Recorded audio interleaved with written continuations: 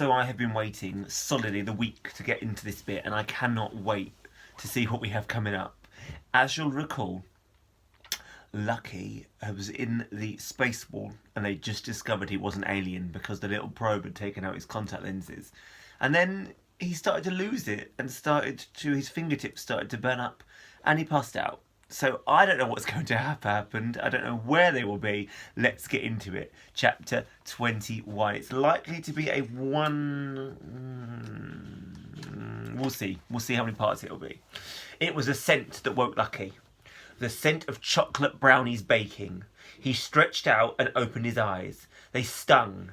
Everything looked blurry, but he could see the outline of someone leaning over him, gently mopping his brow. He shut his eyes again, relaxed and smiled. That home-baked smell was unmistakable. He must be back on Phoenix, in his mother's apartment.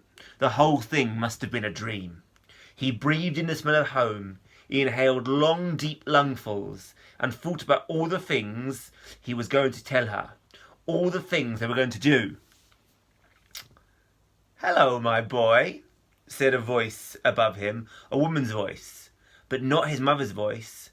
Lucky opened his eyes in shock. A woman in an apron was wiping his brow, and she was not his mother. She looked kindly but stern, with steely blonde hair. She seemed familiar, and so did his surroundings. He was lying on a leather couch in a dark wood-panelled room. I'm a bit confused, I can't wait. There were blinds over the windows, a grand mahogany desk. In his mind flashed up an image he'd seen on countless vid screens. The face of the president addressing the galaxy from her office. This is it, he realised. The office of the president, and this woman standing over me. "You're President Thorntree," he smiled. That's right, said the president. She smiled, showing a set of polished white teeth. "Welcome, Lucky. You've come a long way." "How do you know my name?" "We know everything about you," she said. "At least we know everything in your brain." Scan his brain. He sat bolt upright. It all came back to him, crystal clear and sharp as a needle. The brain scan, the shadow guards, the Sunfire crew trying to help. "Where are my friends?" he gasped. "What have you done with my friends?" "They're perfectly safe," said the president. Lucky didn't believe her. What kind of trouble had he got them into? He prayed they were still okay. "Now try to relax," said the president.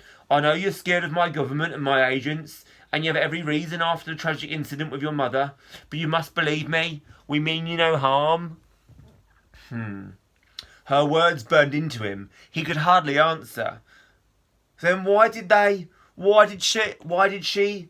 He couldn't bring himself to say the word "die" out loud. Not when he'd believed for one wonderful moment that it had never happened. The president's face clouded with pain, and she reached down to wipe his brow again. "Oh, I'm so sorry that you had to witness such a thing. It must have been appalling for you." She looked at him with deep concern in her eyes. "Your mother was a remarkable woman. The way she raised you on her own all those years. She did a wonderful job. But she never told you the truth. Not about who she was or who you were. Not about anything." "That's not true," bristled Lucky. "Really?" said the president very softly. "Did you know she was a shadow guard?" Lucky stared at her in silence. It couldn't be true. "Where do you think she learned to fight so well?" said the president. "And how do you imagine she knew so much about aliens? She was brilliant. One of her top agents. A soldier true and true." Still Lucky refused to reply. Still he refused to believe it. But he couldn't deny that was exactly what his mother was like, though he'd learned it only at the end. "I know you've wondered about her secrets," said the president. She leaned in and laid her hand on his shoulder. "I can shed some light on those secrets. You see, your mother worked undercover. She travelled in the alien worlds, learned their customs, knew their ways, but then something happened to her. She became a little confused, shall we say, a little paranoid. She left the government service and went into hiding.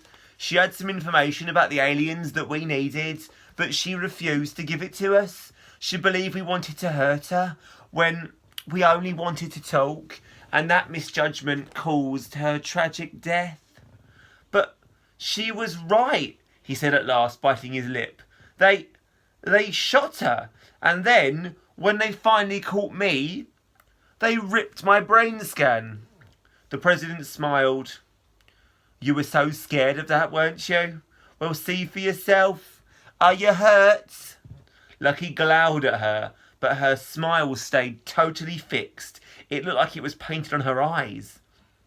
They ripped my thoughts out of my eyes, he said. I know it hurts a little, but honestly, think about it. Are you actually hurt? Lucky thought about it. He felt around his body. No, he had to admit. I guess not.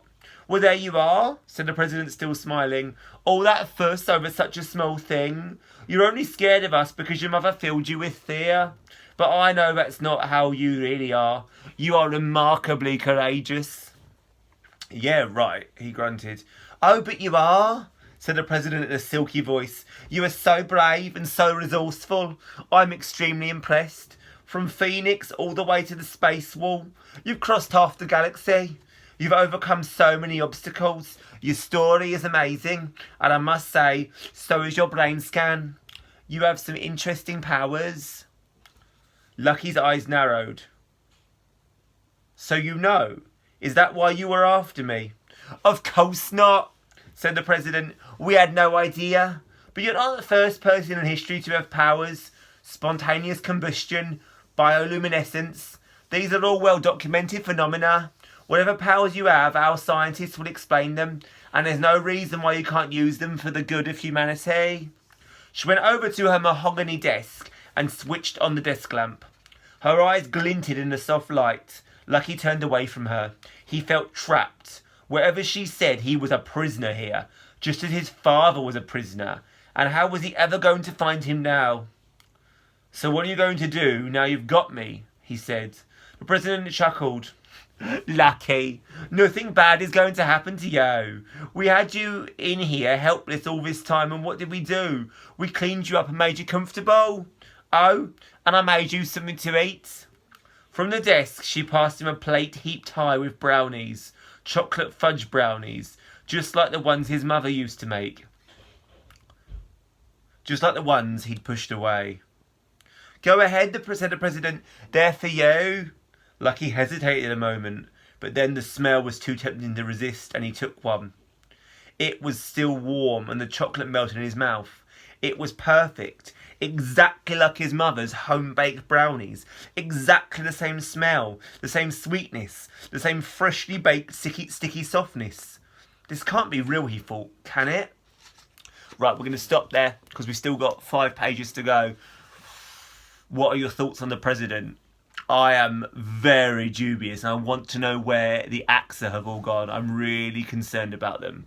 Okay, tune into part 2 of this chapter.